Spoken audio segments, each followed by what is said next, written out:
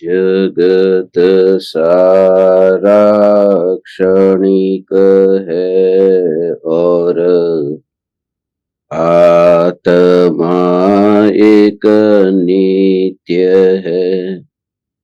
आत्मा का अनुभव बस एकमात्र नित्य है।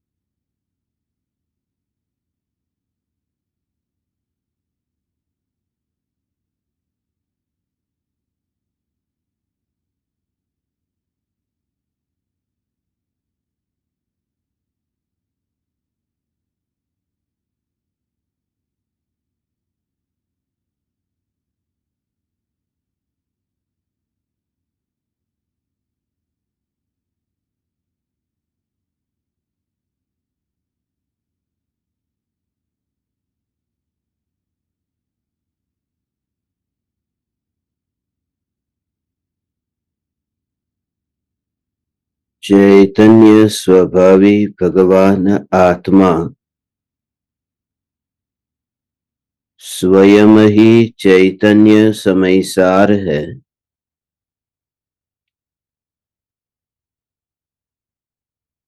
चैतन्य समयसार का प्रतिपादक ग्रंथाधिराज समयसार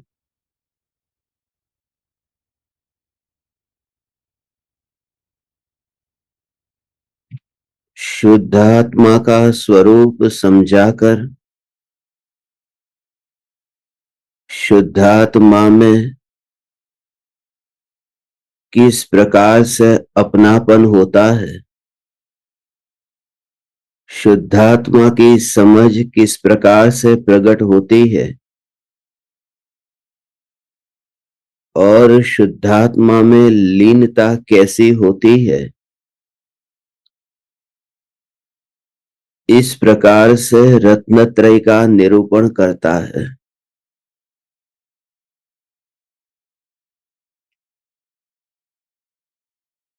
ग्रंथाधिराज समयसार के पुण्य पाप अधिकार की पूर्णाहुति हो रही है। 161, 162 और 163 इन 3 गाथाओं पर हमारी चर्चा प्रारंभ हुई है। कल सम्यक दर्शन के बारे में चर्चा की थी कि सम्यक्त्व का प्रतिबंधक मिथ्यात्व है।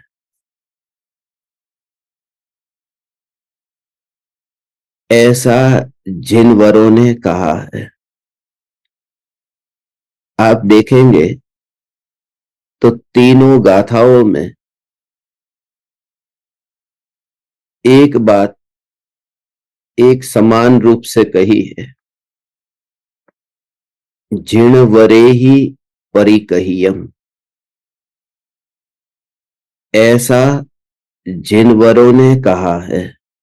यहां पर भी 162 में ऐसा जिन वरों ने कहा है और यहां 163 में वह जो शब्द है, बात एक गाथा में भी की जा सकती थी, मगर इसे बार बार कह करके अलग अलग प्रकार से समझा करके जोर दे करके ये तीनों बात को अलग अलग गाथा में बताते हैं। ये सम्यक्त्व का प्रतिबंधक मिथ्यात्व है, ऐसा जिनवरों ने कहा है। उसके उदय से जीव मिथ्या दृष्टि होता है। वह जो उदय है वह मिथ्यात्व नाम की कर्म की प्रकृति की बात है। मिथ्यात्व प्रकृति का उदय आता है तो जीव मिथ्या दृष्टि होता है। ये मिथ्या दृष्टि और सम्यक दृष्टि ये शब्द है ना, खाली आज प्रकरण आया है इसलिए बता दो। ये मिथ्या दृष्टि में कहीं दृष्टि के आगे ऐसी रस्व और कभी दृष्टि होता है, कभी दीर्घ होता है दृष्टि। तो जहां व्यक्तिवाचक बताना होता है वहां पर यह बड़ा ई होता है दृष्टि। और जब ऐसा बताना हो कि उसकी दृष्टि में झूठापन है, तो वो दृष्टि जो है उस दृष्टि को बताने के लिए वहां छोटा ई होता है। मिथ्या दृष्टि और मिथ्या दृष्टि ये जो है ये उस आत्मा को, पूरे आत्मा को बताना चाहते हैं, उसकी एक दृष्टि को ही नहीं। इसलिए कहा उसके उदय से जीव मिथ्या दृष्टि होता है। ऐसा ही सम्यक दर्शन के लिए भी सम्यक दृष्टि और सम्यक दृष्टि ये जीव मिथ्या दृष्टि होता है। इसके बारे में भी हमने चर्चा की थी कि एक गुण के परिणमन के कारण उस सारे द्रव्य को, ऐसा कहना श्रद्धा गुण में मिथ्यात्व होने से सारे गुण को, सारे द्रव्य को मिथ्या दृष्टि कह दिया। उसका कारण है कि वह गुण दूसरे अनंत गुणों में वहां पर व्याप्त है और उसे द्रव्य से अलग नहीं किया जा सकता। ये अभेद है, इसलिए उन्हें एक साथ में रख करके ये निरूपण किया। जैसे 1 किलो खीर में 1 बूंद जहर की पड़े तो वह खीर जहरीली हो जाती है, ऐसा नहीं, वह 1 किलो जहर बन गया। तो ऐसे ही वो जो एक मिथ्यात्व की जो भूल है, उस वजह से सिर्फ श्रद्धा मिथ्या दृष्टि नहीं होती, वो पूरा आत्मा मिथ्या दृष्टि होता है। क्योंकि वह श्रद्धा आत्मा से अलग रह करके, आत्मा से दूर जाकर के वह पर में अपनापन नहीं करती। श्रद्धा आत्मा में रह करके पर में अपनापन करती है, इसलिए यह मिथ्यात्व है। ये पाप इसका नाम है। एक स्त्री है, वो पराये पुरुष के और देख करके पराये पुरुष को अपना मानती है, उसके साथ में संबंध मानती है, उसमें अपनापन करती है, तो उस स्त्री में व्यभिचार नाम का दोष आता है। मगर वह स्त्री अपने पति के साथ में न रहती हो, उस घर में न रहती हो और बाहर जाकर के रहती हो, अकेली रहती हो, तो उसमें वह दोष नहीं लगेगा, क्योंकि वो उस घर में कहाँ रहती है, उसके साथ में कोई संबंध ही नहीं है। तो जिसके घर में रहती है, जिस पति के साथ उसका संबंध है, जिस परिवार के साथ उसका संबंध है, जिस घर के साथ उसका संबंध है, ये संबंध होते हुए भी वो अपने घर की खिड़की से जो निकल रहे हैं उनको जाकर के देखती है, अपनापन करती है, तो वह व्यभिचार। ऐसे ही यहां पर ये कहते हैं कि वो जो श्रद्धा है वो आत्मा से अलग जाकर के नहीं, वो आत्मा में है, वो आत्मा में रहती है, वो आत्मा का गुण है। तो जो आत्मा में रह करके पर में अपनापन करती है वह दोष है। इसलिए पूरे आत्मा को मिथ्या दृष्टि कहा जाता है, उस एक की वजह से। कभी कभी कोई एक डॉक्टर भूल करता है तो सभी डॉक्टरों पर आरोप लगता है, एक अस्पताल भूल करता है तो सारे अस्पतालों पर शंका होती है, ये तो बेईमानी नहीं करते होंगे ना, क्योंकि आजकल मेडिकल फील्ड में इतनी बेईमानी हो रही है मरीज के मर जाने के बाद भी उसे वेंटिलेटर पर रखते हैं, बिल बढ़ाते रहते हैं। तो एक आध जगह कहीं ऐसा हुआ तो दूसरी जगह भी ऐसा ही लगता है। तो वो तो हो या ना हो, क्योंकि वो बिल्कुल अलग अलग रहते हैं, उनका एक दूसरे से कोई संबंध भी नहीं होता। मगर ये तो आत्मा के अनंत गुण आत्मा के साथ में अभेद रहते हैं, इसलिए वो एक गुण की भूल की वजह से पूरा आत्मा मिथ्या दृष्टि है।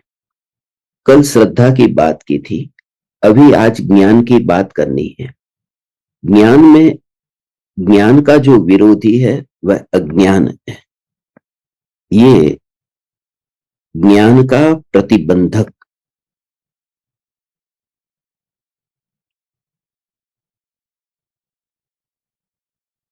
ज्ञान का प्रतिबंधक अज्ञान है, ऐसा जिनवरों ने कहा है।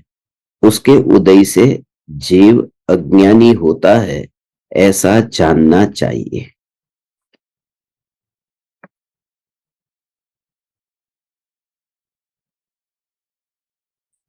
ये ज्ञान के बारे में जो भूल हमारी होती है उसे समझना है। अज्ञान की वजह से जीव ज्ञान नहीं पाता है। ज्ञान, यहां ज्ञान का अर्थ सम्यक ज्ञान है, और सम्यक ज्ञान नहीं पाता है अज्ञान की वजह से। हमने 17वीं और 18वीं गाथा पढ़ी थी। वहां जो प्रकरण था उस प्रकरण को समझते हुए यहां आगे बढ़ते हैं। यह है ज्ञान, यह है दर्शन, और यह है चारित्र। जैसे कोई राजा को जाने, फिर उस राजा पर श्रद्धा करे और फिर राजा की सेवा करे तो राजा से लाभ होगा। तो शुरुआत हुई थी राजा को जाने, फिर राजा को माने, क्योंकि ज्ञान के बिना श्रद्धा कैसा होगा। तो इसलिए यदि 9 तत्वों की श्रद्धा करनी है, पुण्य पाप जोड़ करके, जीव अजीव, पुण्य पाप, आश्रव बंध, संवर, निर्जरा और मोक्ष, इन 9 तत्वों की श्रद्धा करनी है, तो श्रद्धा किस पर होती है? जाना हो तभी तो श्रद्धा होगी। अब 9 तत्वों में क्या आ गया कि जीव और अजीव, ये दो, इनमें ही तो सारा जगत आ जाता है। और विस्तार से देखे तो 9 तत्वों में सारा विश्व आ जाता है, क्योंकि मैं एक जीव हूं, और अजीव कहते ही सारे पर द्रव्य, यहां तक कि बाकी के जीव भी। और मेरा जो राग और द्वेष के भाव की उत्पत्ति और उन भावों के साथ में जुड़ना, ये आश्रव बन, ये नए कर्मों का आना, वो वितराग भाव का प्रकट होना, और वितराग भाव में फिर वृद्धि होना, ये संवर, निजरा, और पूर्ण रूप से कषाय से रहित आत्मा की शुद्ध अवस्था का प्रकट होना, मोक्ष। मगर ये सारा मिला करके एक कहो तो पूरा विश्व बन जाता है। अब जब कहते हैं कि 9 तत्वों की श्रद्धा करो, जब कहते हैं 9 तत्वों को मानो, मगर जाने बिना मानेंगे कैसे? और 9 तत्वों को जानना है माने सारे जगत को जानना है, क्योंकि सारे जगत में 9 तत्व है। 9 तत्व का ही दूसरा नाम सारा जगत है। अब सारे जगत का जानना तो केवल ज्ञान होगा तब होगा, केवल ज्ञान के बिना सारा जगत जानने में कैसे आएगा? इसका मतलब यह हुआ कि सम्यक दर्शन को पाने के लिए केवल ज्ञान प्रकट करना पड़ेगा, क्योंकि जाने बिना श्रद्धा नहीं होती, और जानने के लिए 9 तत्वों को जानने के लिए तो केवल ज्ञान चाहिए, क्योंकि 9 तत्व का जो समूह है उसमें तो सारा विश्व समाया गया। तो पहले केवल ज्ञान प्रकट करो, उसके बाद में सम्यक दर्शन होगा। तो कहते हैं कि ऐसा नहीं है। तो ये जो कहा 6 ढाला में, एक वाक्य का जो, एक शब्द का जो उपयोग किया है वह बहुत महत्वपूर्ण है। ऐसा ही मोक्ष मार्ग प्रकाशक ने किया है, समय सार में किया है, मगर वो हमारी नजर में नहीं आता है। वो शब्द है प्रयोजन भूत। तो 6 ढाला में लिखा, जीवादि प्रयोजन भूत तत्व सरधे तीन माही विपर्ययत्व। ये यहां से शुरुआत की है कि मिथ्या दर्शन क्या है कि जीवादि प्रयोजन भूत तत्व सरधे तिन माही विपर्ययत्व। जीवादि तत्व की यथार्थ श्रद्धा नहीं करता, विपरीत श्रद्धा करता है, उसका नाम है मिथ्यात्व। मगर जीवादि तत्व के बाद में वो प्रयोजन भूत है, तो प्रयोजन भूत का भाव क्या? प्रयोजन भूत माने कि ऐसी मान्यता की जिसकी वजह से हमारा संसार परिभ्रमण हुआ। तो ऐसी मान्यता में क्या आएगा कि यहां सामने रस्सी है, काली रस्सी है, और उस काली रस्सी को मैंने माना कि वह सांप है। तो मैंने जाना कि काली रस्सी को मैंने सांप के रूप में जाना, और फिर मैंने काली रस्सी को सांप के रूप में माना। मगर उसे मैं सांप मानता हूं इस वजह से मेरे जन्म मरण नहीं हुए। अनादिकाल से जन्म मरण इस वजह से नहीं हुए। जन्म मरण हुए हैं पर पदार्थों को अपना मानने से। अब आंख कमजोर है, आंख कमजोर है और दिखता है कम है, चश्मा लगाने पर भी दिखता नहीं है। अंदर में नसें ही सूख गई है, ऑपरेशन करना था उतना करा दिया है। अब सामने से रमेश आ रहा है और सुरेश जानने में आ रहा है, तो गलत जानने में आ रहा है। और मान भी लिया कि सामने से सुरेश आ रहा है रमेश, और मान लिया कि वो सुरेश आ रहा है, तो भी उसका जन्म मरण नहीं होगा। झूठा माना तो भी, क्योंकि उससे कोई प्रयोजन नहीं है। जिससे प्रयोजन है उसे सच्चा मानना, उसका नाम है सम्यक दर्शन। और जिसे प्रयोजन है उसे मानने के लिए पहले जानना पड़ेगा, और उसे जानने के लिए केवल ज्ञान की जरूरत नहीं है। उसे जानने के लिए चिड़िया का ज्ञान भी पर्याप्त है। तो ये बात है कि जिसकी वजह से चिड़िया का ज्ञान माने चिड़िया को जितना ज्ञान होता है उतने ज्ञान से वो चिड़िया भी आत्मा को जान सकती है। कुत्ते बिल्ली भी, मेंढक भी अपने आत्मा को जान करके उसे मान सकते हैं। तो अजीव की श्रद्धा का मतलब यह नहीं है कि एक द्रव्य गुण पर्याय को पूरा जानना है। अजीव माने अजीव की क्वालिटी को जानना। जीव का मतलब यह नहीं है कि एक एक जीव को जानना है या अपने अनंत गुणों को जानना है, उसके स्वभाव को जानना है। और स्वभाव को जानने के लिए केवल ज्ञान नहीं चाहिए। स्वभाव जानने के लिए, जैसे अग्नि को मैंने छुआ और गर्म का अनुभव हुआ, तो अब सारी दुनिया की अग्नि को छूना और तब मुझे पता चलेगा कि यह अग्नि गर्म होती है, ऐसा नहीं।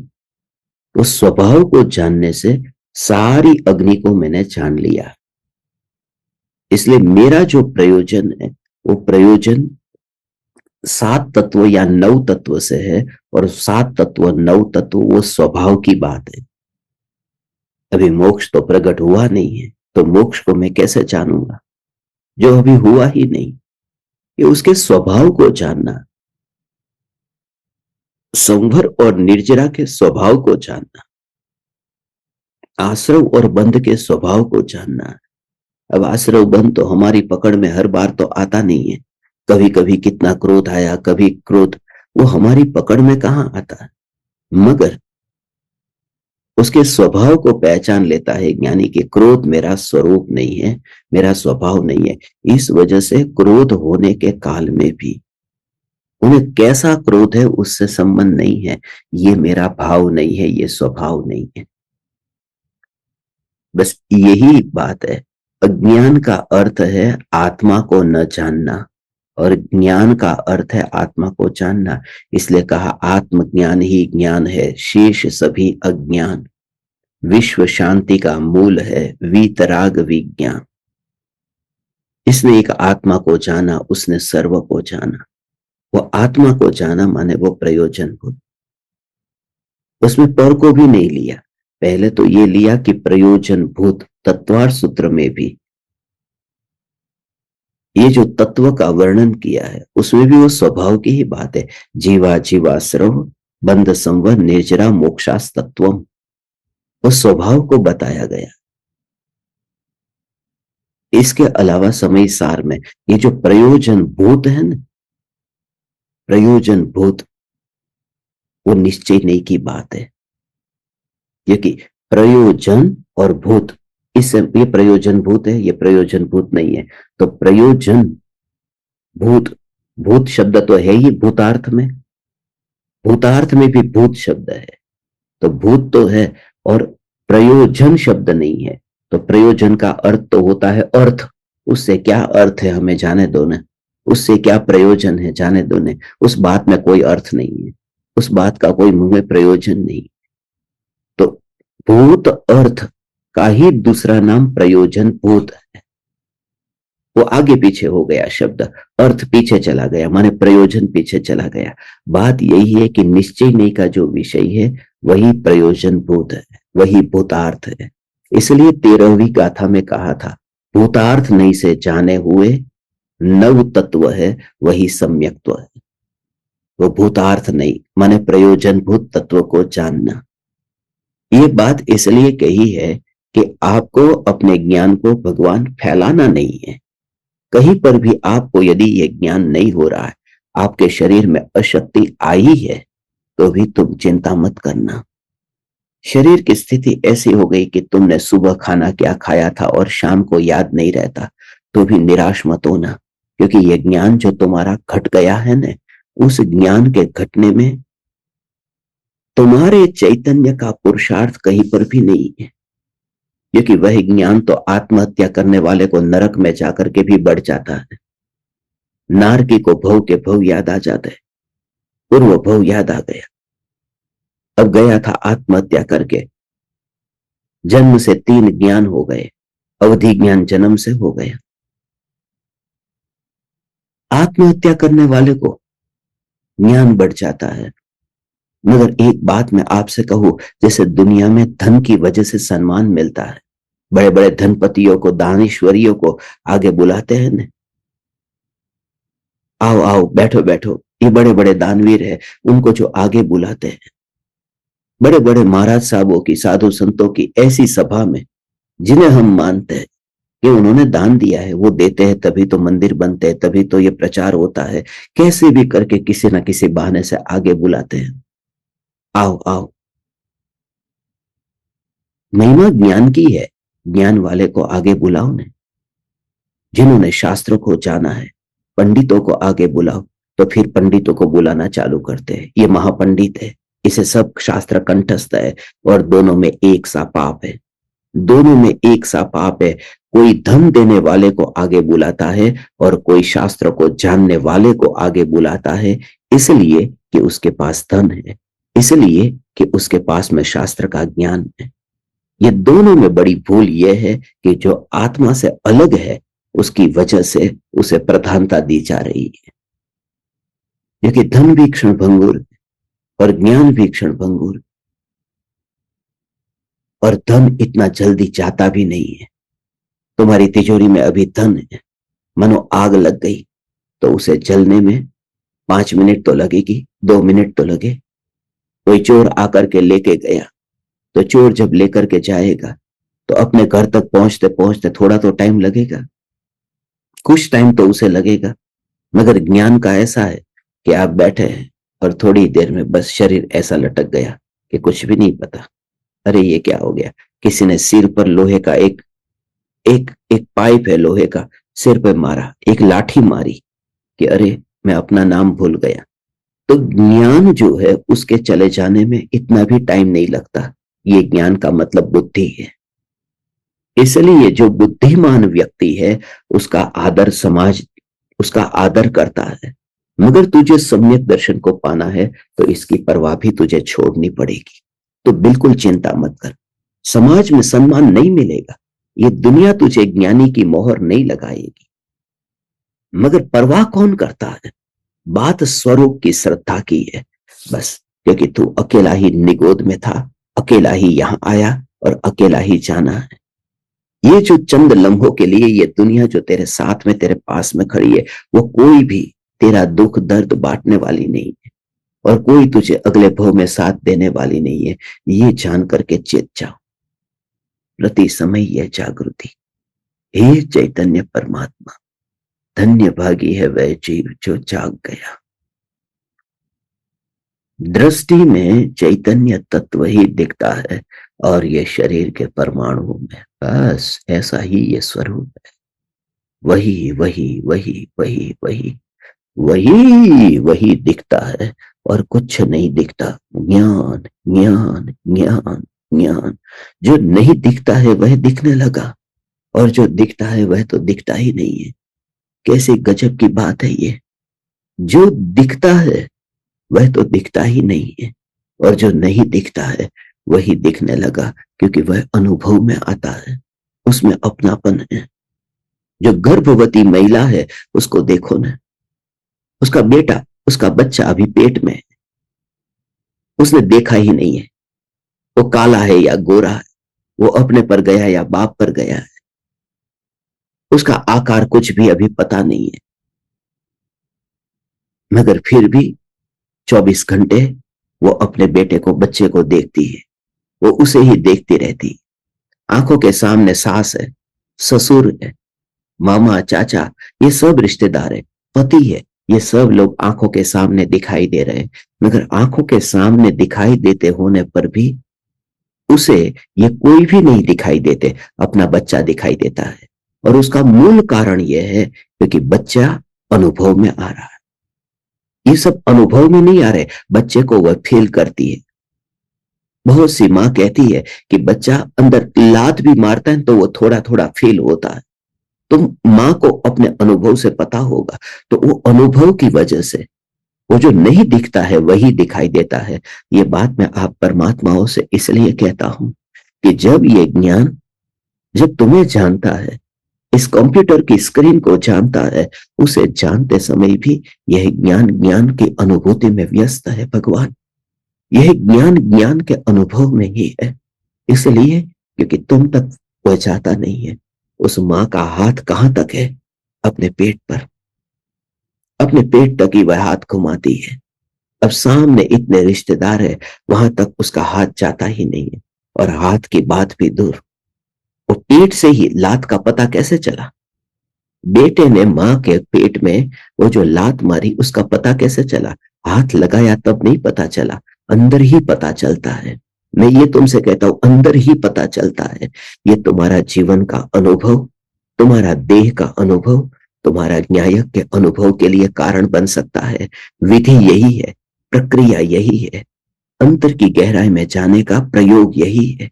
सिर्फ विषय बदल गया। वहां वह बेटा है, यहां पर भी वही ज्ञान है।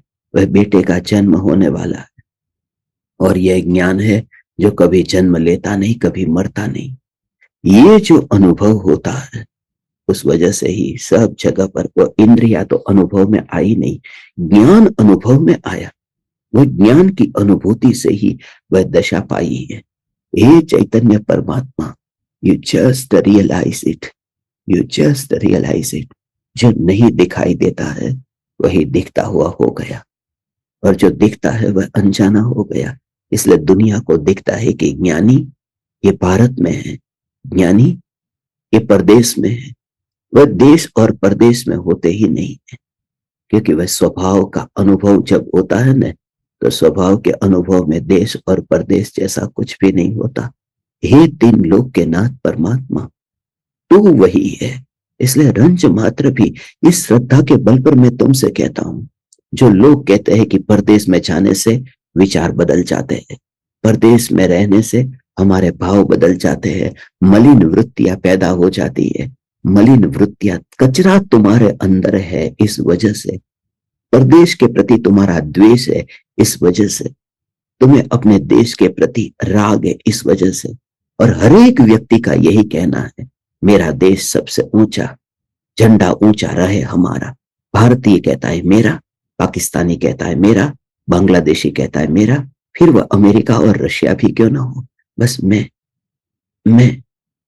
ये जो भाव है, उस भाव से भी जीव छूट जाता है, उस भाव से जीव छूट जाता है। पोलैंड से एक किताब बाहर पड़ी थी, वह किताब जिसने लिखी उसने अपने मित्रों को पूरी दुनिया में भेजी थी। उसने अपने पोलैंड के बारे में बहुत कुछ लिखा था शुरुआत में, कि पोलैंड जैसा देश दुनिया में कोई नहीं है। और पूरी किताब में बहुत सी और भी अच्छी बात थी, सकारात्मक दृष्टिकोण से विचार करने की कला उसमें बताई थी। अपने अपने मित्रों को उसने वह किताब भेजी। उस किताब को भेज करके फिर वहां से उनके रिव्यूज मंगाए कि आप कुछ अपना अपना मत, अपनी टिप्पणी इस किताब के बारे में कीजिए। और सब लोगों ने कहा किताब बहुत अच्छी लिखी है, मगर उसमें जो पोलैंड के बारे में लिखा है ना, वो बात ठीक नहीं है। ऑस्ट्रेलिया से खत आया था, उसमें लिखा था कि सब अच्छी बातें लिखी है, मगर मैं तुमसे बता दूं, ऑस्ट्रेलिया से महान देश इस दुनिया में कोई नहीं है। तुमने जो पोलैंड लिखा है वो ठीक नहीं है। और किसी ने कहा स्विट्जरलैंड से महान देश कोई दूसरा नहीं। अमेरिका ने कहा हमसे महान कोई दूसरा देश नहीं। सब जगह से, अपने अपने देश से। यह हालत हमारी भी है। जब तुम निष्पक्ष होकर के विचार करते हो, तब न भारत रहता है न परदेश रहता है। क्योंकि शक्कर को तुम भारत में चखो या अमेरिका में चखो, उसके स्वभाव की अनुभूति में क्या फर्क पड़ेगा। और हमें उससे ऊपर उठ जाना है। कभी कभी जो मैं आपको जाति से, कुल से, संप्रदाय से ऊपर उठने को जो ये कहता हूं, उसका मूल कारण यही है भगवान। क्योंकि जब तक इन भेदों से उठते नहीं है, तब तक स्वभाव अनुभव में नहीं आता। स्वभाव के लिए इन सब से अलग होना पड़ेगा। इन सब से माने इन सब भेद के विकल्प से अलग होना पड़ेगा। यहां तो अभी भारत में ही, अभी तो जैनियों में ही, अभी तो दिगंबर जैनियों में ही अंदर अंदर भेदभाव है। एक कहता है जल से अभिषेक होना चाहिए, एक कहता है पंचामृत से अभिषेक हो। किससे अभिषेक करें? और एक जो जल से अभिषेक करने वाला, वो पंचामृत से अभिषेक करने वाले को महापापी मानता। और पंचामृत से अभिषेक करने वाला वो जल से अभिषेक करने वाले को धार्मिक मान ही नहीं सकता। वो कहता है इसकी पूजा, इसकी भक्ति अधूरी रह गई। फिर कोई कहता है कि अभिषेक तो रोज होना चाहिए। फिर कोई कहता है कि नहीं, रोज नहीं, मांगी तुंगी में तो एक बार ही होता है, साल में एक बार होना चाहिए। और कोई कहता है कि नहीं नहीं नहीं,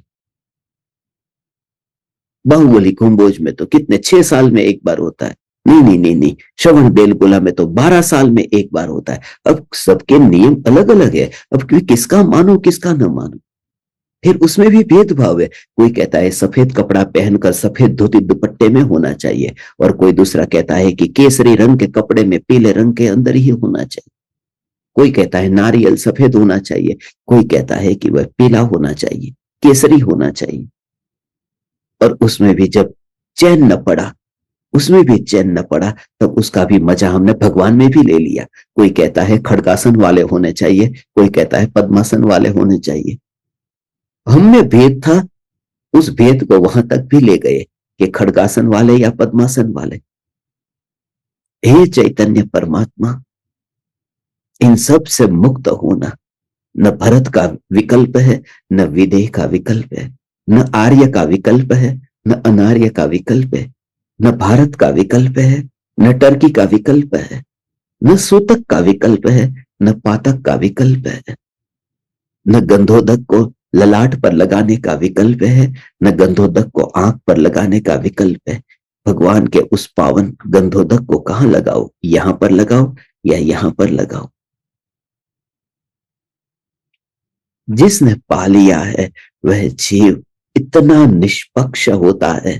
दुर्भाग्य है उन लोगों का जो आग्रह की वजह से सत्य को पा नहीं सकते हैं। सत्य के निकट आने का अवसर मिलता होने पर भी वो पचा नहीं पाते हैं।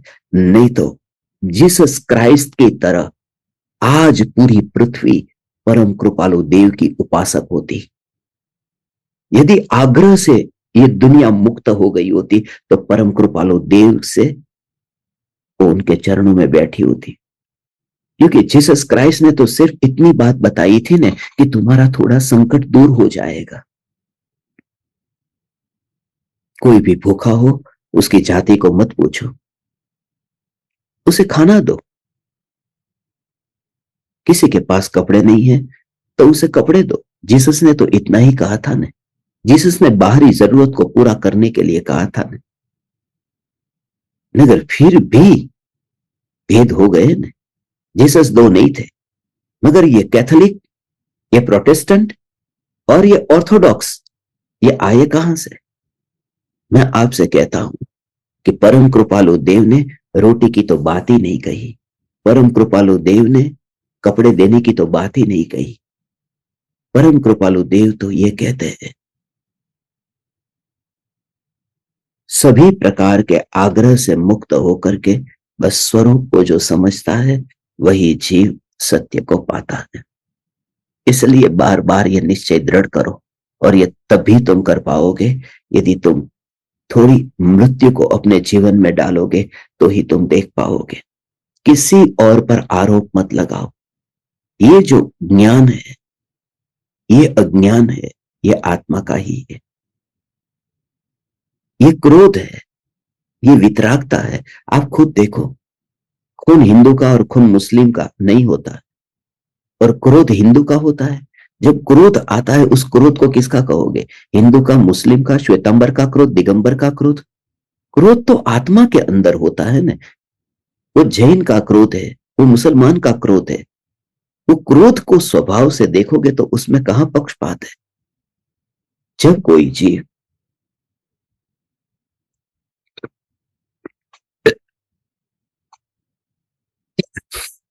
जब कोई जीव स्वभाव से देखता है तो उसमें पक्षपात दिखता ही नहीं है भगवान। और इस वजह से ही मैं आप सभी परमात्माओं को देखता हूं तो बहुत उल्लसित होता हूं, इस वजह से भगवान कि तुमने एक कदम जो यहां से शुरुआत जो की है। बात मैं तत्व की करता हूं, पूज्य गुरुदेव श्री कांजी स्वामी ने, मैंने तत्व जो गहराई जो तत्व की ली, इतना मैंने पूज्य गुरुदेव श्री कांजी स्वामी के अलावा कहीं नहीं पढ़ा। सत्य कहता हूं, परम कृपालु देव के वचन अत्यंत पावन है, गहरे भाव से भरे हुए हैं, मगर गुरुदेव का जो तत्व है उस तत्व में वो गहराई ज्यादा है। उसका कारण भी मैं बताता हूं। ये मत समझना कि कृपालु देव नहीं जानते थे। पहली बात, कृपालु देव के पास उतना समय नहीं था। दूसरी बात, कृपालु देव के पास में ऐसे शिष्य नहीं थे, ऐसे साधक नहीं थे जिनके सामने कृपालु देव ये सब बातें कह सके। और तीसरी बात यह है कि परम कृपालु देव ने जो रचना की, आत्मसिद्धि शास्त्र देखो तो वो पद्य की रचना है, अपूर्व अवसर पद्य की रचना है। तो जो जनरल रचना जो की है वो पद्य में जो की है, उसमें पद्य में मर्यादा आ जाती है, पर ये पद्य में इतना विवेचन नहीं कर सकते हो। मगर गद्य में जब रचना होती है तब वो बिल्कुल मुक्त रूप से आप कितने भी पन्ने लिख दो, और उसमें भी बोलने के लिए हो। तो गुरुदेव ने तो बोला है ना, लिखा कुछ भी नहीं है। गुरुदेव ने अपने हाथ से एक किताब भी नहीं लिखी। तो बोलने की वजह से विवेचन होता है। ऐसा नहीं है कृपालु देव नहीं जानते थे, कृपालु देव जानते थे, समझते थे, मगर हमारे पास में जो तत्व आया वह गुरुदेव से आया। तो हमने तत्व तो पूज्य गुरुदेव श्री कांजी स्वामी ने बताया वही लिया। ये सभी आत्मा परमात्मा है, किसी में पक्षपात मत कर, किसी को पर्याय दृष्टि से मत देख। पर्याय दृष्टि से देखा तो निगोद में जाएगा। वो परमात्मा छू एम नक्की कर, ये जो है पर्याय दृष्टि से किसी को मत देख। मगर फिर अक्कड़ता जो आ गई कि मैं परमात्मा हूं ये नक्की कर, मैं परमात्मा हूं ये निर्णय कर, तो इतना अक्कड़ हो गया। तब फिर परम कृपालु देव से ये सहजता भी सीखने को मिली। हे भगवान, हूं बहु भूल ही गयो। बस वो वहां से हाथ जोड़ने की जो कला है। फिर परम कृपालु देव, गच्छ मतनिया कल्पना, ये बात परम कृपालु देव से सीखने को मिली। पूज्य गुरुदेव श्री कांजी स्वामी ने तत्व बताया, मगर गुरुदेव के प्रवचनों में ऐसा मैंने बहुत बार सुना, आ दिगंबर धर्म साचो धर्म छे। और वो परम कृपालु देव से मुझे जो सीखने को मिला वो मैंने ग्रहण किया। दिगंबर धर्म का अर्थ ये संप्रदाय वाला दिगंबर नहीं है। दिगंबर धर्म का अर्थ है ये दिगंबर आचार्य कुंद कुंद देव ने जो स्वरूप बताया है वह स्वरूप वाला धर्म है। दिगंबर का मतलब तुम संप्रदाय ले लेते हो कि वो श्वेतांबर वाला नहीं हो, वो दिगंबर वाला कांजी स्वामी ने बोला।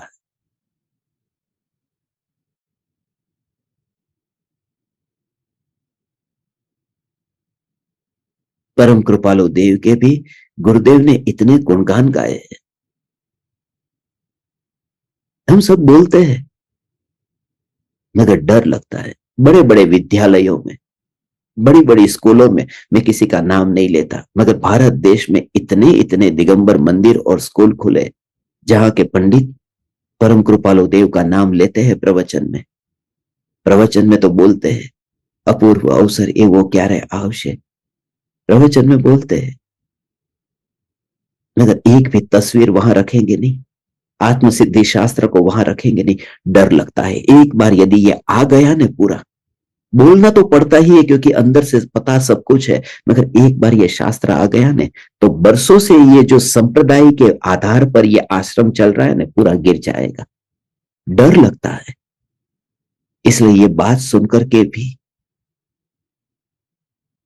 क्योंकि झूठ को भय लगेगा, झूठ भयभीत हो जाता है, सत्य को भय नहीं है।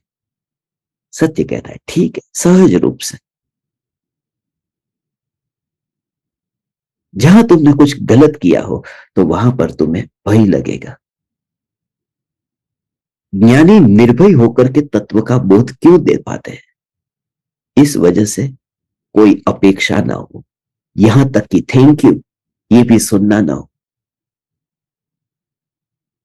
कोई किसी का कुछ करता ही नहीं है, कुछ करता ही नहीं है, फिर ये क्या thank you thank you thank you thank you. कोई व्यक्ति मुझे वो मैसेज भेजती है ना, एक लड़की, वो message thank you thank you thank you thank you thank you thank you thank you, वो थैंक यू लिखती है ना, तो थैंक यू में थैंक और क्यू, थैंक यू ऐसा एक साथ में ही लिखती है। तो मैं उसको एक साथ में नहीं पढ़ता, मैं उसको पढ़ता हूं धैन क्यू, धैन THAN धैन, और KY क्यू। जब मैंने तुम्हारे लिए कुछ किया ही नहीं है धैन क्यों, धैन क्यों, ये कहने की भी फिर धैन क्यों। तुम थैंक यू बोलते हो, मैं धैन क्यों पढ़ता हूं, धैन क्यों, मैंने तुम्हारे लिए कुछ भी नहीं किया।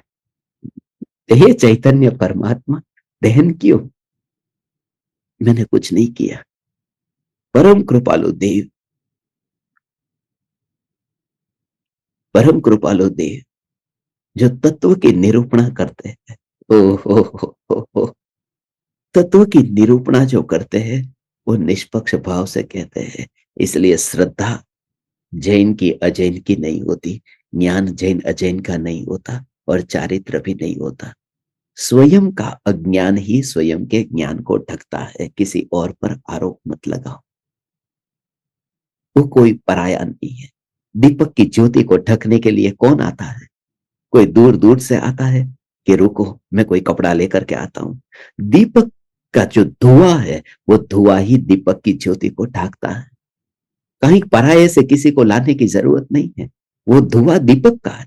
ये आत्मा का ही अज्ञान आत्मा के ज्ञान को ढांकता है। ये बात इस 162वीं गाथा में भगवान इतनी गहरी बताई है। ज्ञान का प्रतिबंधक अज्ञान है, ऐसा जिनवरों ने कहा। अब यहां जो ज्ञान शब्द का जो उपयोग किया है उसमें एक भ्रांति हो जाती है, उसे भी समझ लो कि जैसे सूर्य है, ये बात समझना, ये बहुत सूक्ष्म बात है। ये ज्ञान जो अभी वर्तमान में ढंक गया है तो वह दो प्रकार का ज्ञान है। एक तो है पर्याय में व्यक्त ज्ञान, और दूसरा है ज्ञान का स्वभाव जो पर्याय में व्यक्त नहीं हो रहा है ऐसा। दो शब्द है। सारे जगत को जानने वाली पर्याय, और दूसरी बात है सारे जगत को जानने के स्वभाव वाला आत्मा। तो एक है ये सारे जगत को जानने वाली तो पर्याय है, और ये सारे जगत को जानने का स्वभाव जिसका है वह आत्मा है। तो जो अज्ञान है वो अज्ञान किसको ढकता है? ये पर्याय को नहीं ढकता है। तुम्हें भ्रम ऐसा नहीं हो जाए कि यार ये तो पर्याय को ढक देता होगा। वो शक्ति जो है उस शक्ति को उस शक्ति को ढकता है। ये शक्ति कभी ढकती है क्या? ये शक्ति ढकती है, पर्याय ढकने पर नहीं ढकती। आवरण की बात। उसका मतलब क्या है? लोग ऐसा मानते हैं कि ये सूर्य है और यहां पर बीच में आवरण आ गया। ये सूर्य है और बीच में आवरण आ गया, तो उसका प्रकाश पृथ्वी पर नहीं पड़ता। तो ऐसे ही आत्मा में ज्ञान है और ऊपर ज्ञानावरण कर्म आ गया, तो आत्मा का जो ज्ञान वो प्रकट जो है वो नहीं हो पा रहा है। ऐसा नहीं है, क्योंकि बादलों के पीछे सूर्य का प्रकाश प्रकट है और ये कर्म के पीछे आत्मा का केवल ज्ञान प्रकट नहीं है। केवल ज्ञान प्रकट करने की शक्ति खाली है, प्रकट नहीं है। क्योंकि मोक्ष मार्ग प्रकाशक में ये खास लिखा है कि यदि वो प्रकट होता ज्ञान, तो सुमेरु पर्वत भी बीच में आ जाए तो उसे भी पार करके केवल ज्ञान जान लेता है। वो पर्याय में प्रकट हो गया है ना। यदि पर्याय में प्रकट होता तो ये शरीर का जो आवरण है या फिर दीवार का आवरण है कि मुझे पास में कौन है क्या है वो दिखाई नहीं दे रहा, मुझे अब सुमेरु पर्वत के पीछे क्या है वो दिखाई नहीं दे रहा, मगर केवल ज्ञान हो तो ये सब कुछ जानने में आ जाता है। तो ज्ञान की पर्याय जो प्रकट होती है, उस प्रकट पर्याय को ज्ञानावरण कर्म कुछ नहीं करता, मगर जो शक्ति स्वरूप भगवान आत्मा है, उसकी शक्ति को व्यक्त न होने में वह ज्ञानावरण कर्म निमित्त मात्र बनता है, वह भी कर्ता नहीं बनता।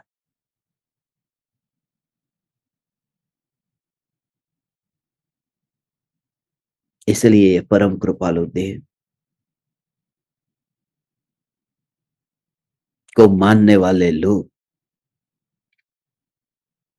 इतनी मूढ़ता से भरे हुए हैं, क्या करें? कौन समझाने चाहे भगवान? जिन महापुरुष ने ये कहा, एक तिनके के दो टुकड़े करने की शक्ति मुझ में नहीं। घास का तिनका होता है ना, तड़क लो, एक तिनके के दो टुकड़े करने की शक्ति मेरे में नहीं। एक पंडित ने उसका क्या अर्थ किया मालूम है? बोले कि ये वाक्य कृपालु देव ने बाद में लिखा था, जब उनका देह छूटने वाला था। और उसका अर्थ क्या किया मालूम है? कि उनका शरीर इतना दुबला हो गया था ने, इसलिए उन्होंने लिखा कि एक तिनके के दो टुकड़े करने की शक्ति मेरे में नहीं। उसके ज्यादा वो सोच भी क्या सकता है? एक तिनके के दो टुकड़े करने की शक्ति। परम कृपालु देव ये कहते हैं कि इतना भी कर्तृत्व मेरे पर नहीं है, मैं उसका करता नहीं कि मैं एक तिनके के दो टुकड़े कर सकूं। और ऐसे परम कृपालु देव के सामने सुबह से रात तक हाथ जोड़ करके भक्ति करके कृपालु देव से मोक्ष मांगते हैं कि वो मोक्ष दे देंगे जो तिनके के दो टुकड़े नहीं कर सकते। वो बोध देने वाले, ये कृपालु देव का अनादर है भगवान। कृपालु देव की भक्ति कि आप मेरा कुछ भी नहीं करेंगे, भगवान के पास तो जा नहीं सकते, बस भगवान के पास तो नहीं जा सकते। कौन कुछ कर सकता है? भगवान कुछ कर सकते हैं। मुंबई से ही कल मेरे पास में किसी का मैसेज आया कि आप जो बता रहे थे वो बात आज समझ में आ गई। उनको घर खरीदना था, अपना घर बसाना था और भगवान से दिन रात प्रार्थना करते थे कि बन जाए, घर बस जाए। और रोज वो जाते थे, मुंबई में ही रहते। विले पार्ले में अभी कुछ 2-3 दिन 4 दिन पहले जब भी वो मंदिर टूटा, तो उनको वो बात समझ में आ गई कि बीएमसी वालों ने वो मंदिर तोड़ दिया। अब समझ में आई कि भगवान खुद का घर नहीं बचा पाए तो मेरा घर कहां बसाएंगे। अब मैं भगवान के पास में जाऊंगा नहीं कि मेरा घर बसा दो। अनुभव से पता चलता है ना। इसलिए कभी कभी ये मंदिर टूटते हैं तो अज्ञानियों के भ्रम भी बहुत टूट जाते हैं। सिर्फ मंदिर नहीं टूटते, हमारे भ्रम भी टूटते हैं। मैं ये नहीं कहता कि मंदिर टूटे वो अच्छा है, मगर इस दृष्टि से तो बहुत तुम्हारे लिए उपकारी हुआ है कि तुम्हारी अक्ल भी ठिकाने पर आई कि जैनियों के पैसे है, पैसे के दम पर जैनी कुछ भी कर सकते हैं। इतना भी नहीं कर सके ना, भगवान का मंदिर भी नहीं बचा पाए ने। फिर भले तुम बड़ा 4 मंजिल का बना दो, मगर इस बार तो नहीं बचा पाए ने। कुछ भी काम में नहीं आता।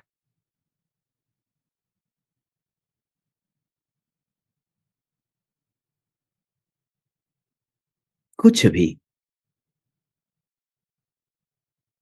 भारत में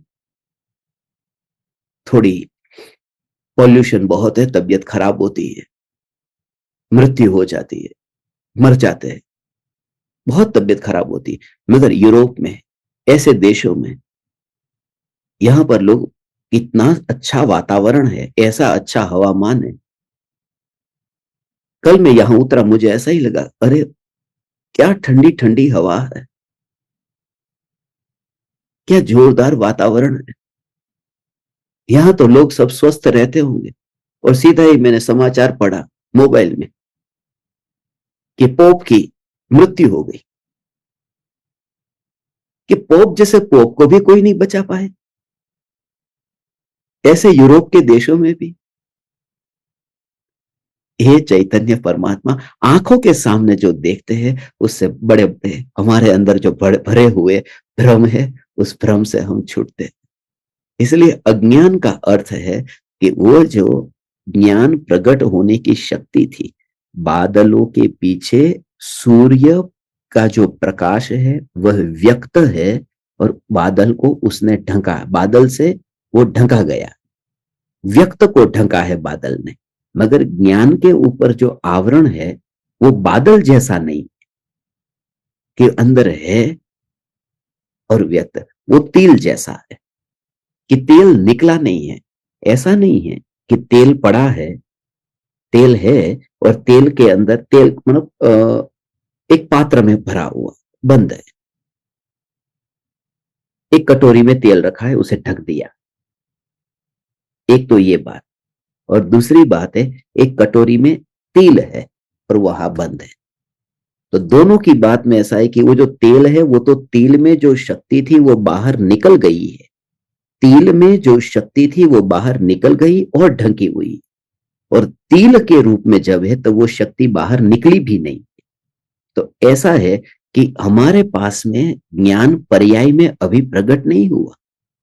पर्याय में प्रकट हो सके ऐसी जो शक्ति है, उस शक्ति का अभी वर्तमान में व्यक्त होना नहीं हुआ। बस वो पुरुषार्थ की कमजोरी है। मगर उसके ऊपर आरोप मत लगाओ, क्योंकि अज्ञान को परम परम कृपालु देव ने अज्ञान को अंधकार कहा ना, अज्ञान अंधकार सम है और नाशे ज्ञान प्रकाश। ज्ञान प्रकाश है। तो प्रकाश को, प्रकाश का प्रतिबंधक कौन हुआ? अंधकार हुआ ना। क्योंकि यहां लिखा, ये साफ लिखा ना, ये देखो, ज्ञान का प्रतिबंधक अज्ञान है, ऐसा जिनवरों ने कहा है। उसके उदय से जीव अज्ञानी होता है। तो ये ज्ञान का प्रतिबंधक अज्ञान है। ये कहने की बात है, ये व्यवहार की बात है। वास्तव में कोई किसी का करता नहीं है। अंधेरा शिकायत करे कि प्रकाश मुझे बहुत परेशान करता है।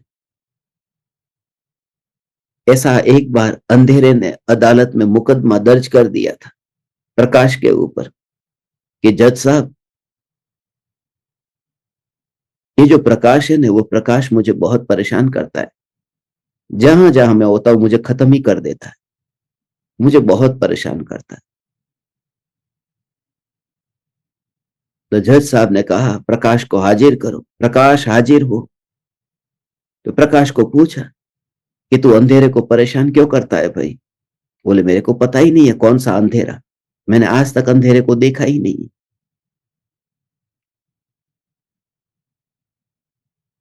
बस केस डिसमिस हो गया। उस केस के डिसमिस होने में तो एक दिन भी पूरा नहीं लगा, मगर हमें अनंत काल लग गया और अभी भी डिसमिस नहीं हुआ। ये केस चालू ही है। हमारा उल्टा केस है कि ये अज्ञान है, वो बहुत परेशान करता है। अंधेरा तो चलो ठीक है, प्रकाश की कंप्लेन करता था। यहां तो प्रकाश अंधेरे की कंप्लेन करता है, ज्ञान स्वरूप भगवान आत्मा उस अज्ञान की कंप्लेन करता है कि अज्ञान बहुत परेशान करता है क्योंकि वो मेरा प्रतिबंधक है। मैं ज्ञान स्वरूप हूं और भीतर में भीतर का जो अनुभव है, हे ज्ञान दीपक, इस अनुभूति के बल पर ही हम पूर्णता को पाएंगे। सीधी सी बात है, कितनी सरल है, सहज है।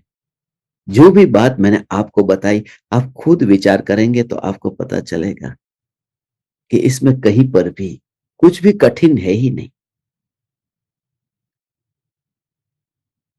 सिर्फ आग्रह से मुक्त होना है, संप्रदाय से मुक्त होना है और श्रद्धा को सम्यक करना है। बस श्रद्धा सम्यक हुए बिना तुम कितना भी ये ज्ञान और चारित्र को सम्यक करना चाहो, ये होगा नहीं। एक्सीलेटर पर पैर दो, जोर से एक्सीलेटर दबाओ, दबाओ जोर से। जिनको गाड़ी चलानी आती है उनको पता है, एक्सीलेटर मगर गाड़ी चलती ही नहीं है। अब तुम शिकायत करते हो कि गाड़ी में खराबी है क्योंकि गाड़ी चलती ही नहीं है, मगर गियर में गाड़ी को डाला कि नहीं गा, अभी न्यूट्रल पर ही है और तुम एक्सीलेटर दबाते जाओ। ऐसा ही है। अब श्रद्धा कुछ है ही नहीं और ज्ञान और चारित्र का वहां पर एक्सीलेटर लगाते रहते हैं और कहते हैं कि मेरा पहला गुण स्थान ये क्यों है, लेकिन नाव को किनारे से छोड़ा नहीं है और पतवार लगाते रहे। इस वजह से, खुद की ही भूल की वजह से। मौत आने से पहले कहते हैं ना कि रस्सी जल जाती है, मगर रस्सी की जो अकड़ता होती है, उसका जो टेढ़ापन होता है, वो जाता नहीं है। कुछ लोगों का ऐसा ही है, मौत आ जाती है मगर जाति, संप्रदाय, कुल और संप्रदाय के पक्षपात, मत, गच्छ, ये छूट नहीं पाता। हम धन्यभागी है, हे परम कृपालु देव, आपने हमें ये कला सिखाई। आप सभी ज्ञान दीपकों को मैं प्रणाम करता हूं जो सुनने के लिए बैठते हैं। आप सबसे एक बात तो खास ये कहनी है कि अभी ज्यादा से ज्यादा लोगों को जोड़ने का काम करना है। 300 लोग चाहिए मुझे जूम के ऊपर। 30 तारीख को मैं जब भारत में रिटर्न आऊं तब 30 तारीख के सत्संग में। अब तुम कहीं से भी लाओ, नई खोज करो। जैसे कोलंबस ने अमेरिका को खोजा, तुम सिर्फ ज्ञान दीपकों को, साधकों को खोजो जो सुनने के लिए बैठते हैं। उनके लिए खास एक बात कहता हूं कि आप जो कैमरा ऐसा रखते हैं ना, खड़ा मोबाइल, आपका खड़ा मोबाइल रखते हैं, ऐसा खड़ा मोबाइल मत रखो, टेढ़ा मोबाइल रखो।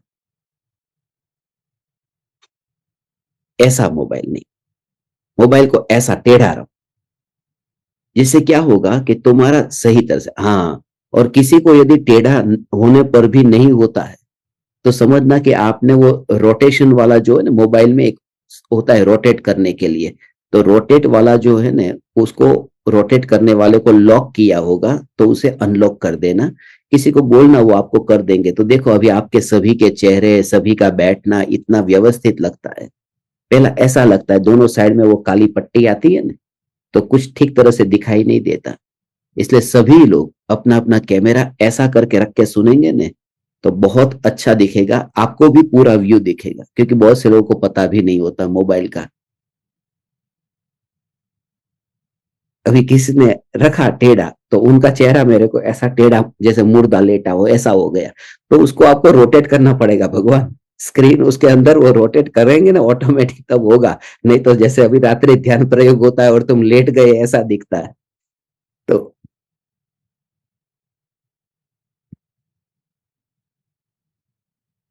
यदि आपको नहीं आता है तो किसी को पूछ लेना। सब कैमरा चालू रख करके सुनेंगे तो मुझे और ज्यादा खुशी होगी। हम सब साथ में प्रत्यक्ष रूप में ये कर पाएंगे।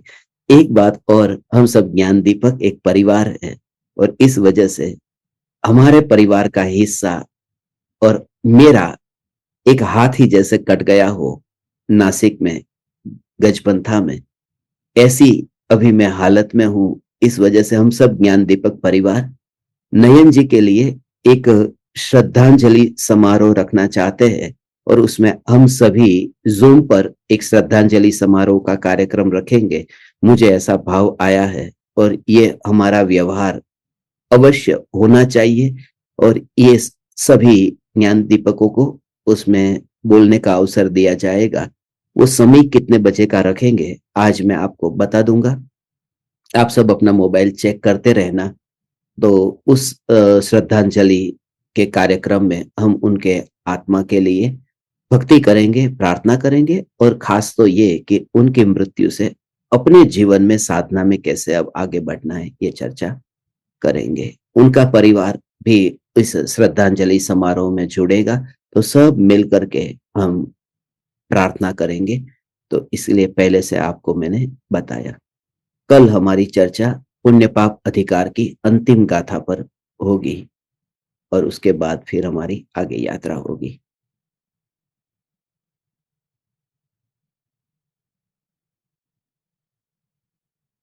चैतन्य समय सार, चैतन्य समय सार, चैतन्य समय सार।